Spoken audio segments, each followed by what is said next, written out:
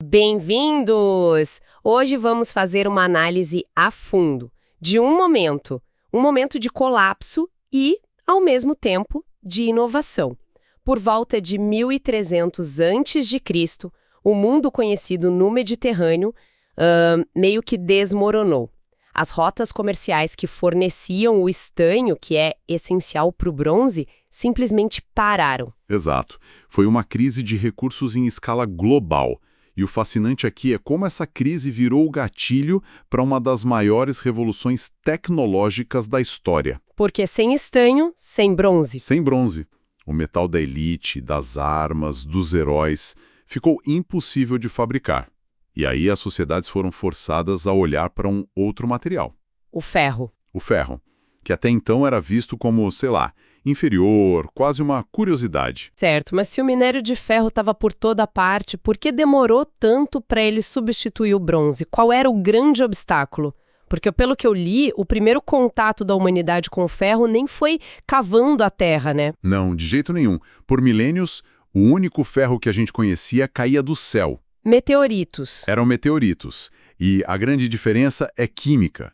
O ferro de meteorito já é um metal, uma liga de ferro e níquel. É maleável. Já está pronto para usar, digamos. Isso, já o ferro terrestre, o nosso, está preso em rochas, como óxido. Para libertar ele, você precisa de um calor absurdo.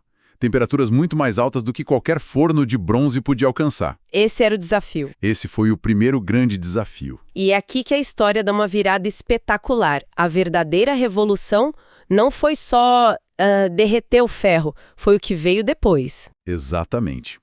Foi a descoberta do aço, que é ferro com um pouquinho de carbono, e principalmente a técnica da têmpera. O resfriamento controlado. Isso. A têmpera muda a estrutura molecular do metal, deixa ele incrivelmente duro, resistente. De repente, você não tinha só um substituto para o bronze. Tinha algo muito melhor. Infinitamente superior. Ferramentas que podiam cortar pedra como se fosse madeira. Armas que quebravam as espadas de bronze. E sobre isso tem uma fonte que a gente analisou, que traz uma descoberta na Península Ibérica que muda o que a gente pensava sobre quando essa tecnologia surgiu.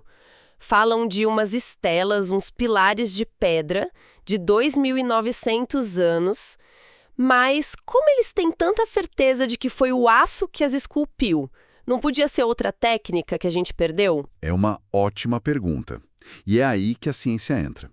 A rocha dessas estelas é um silicato de quartzo-arenito. É extremamente dura. Ok. Pesquisadores fizeram experimentos práticos. Eles tentaram esculpir a mesma rocha com réplicas das ferramentas da época. E o resultado? As de bronze mal arranharam a superfície. As de ferro puro, sem carbono, se deformaram. A única ferramenta que conseguiu fazer aquelas gravuras complexas foi o aço temperado. Foi um cinzel de aço temperado. A prova, tipo assim, está na própria pedra. Então, isso não foi uma tecnologia que veio de um grande império como Roma, por exemplo. Foi uma inovação local. Foi uma gambiarra genial, nascida da pura necessidade. E isso muda tudo sobre como a gente pensa a difusão de tecnologia. Não foi um conhecimento que vazou de um centro avançado. Foi uma solução que surgiu ali para resolver um problema deles. Exatamente, uma inovação de base, de verdade. Ok, então eles têm esse super metal. Como que isso muda o dia a dia das pessoas? O impacto real? Foi sistêmico, brutal. Na agricultura, pela primeira vez, deu para criar arados de aço capazes de rasgar solos pesados, argilosos, que antes eram inúteis. Mais comida. Mais comida, mais gente, expansão para novos territórios. Uma revolução alimentar silenciosa. E imagino que no campo de batalha a diferença foi ainda mais direta. Decisiva. Um exército com espadas de aço contra um com espadas de bronze era um massacre.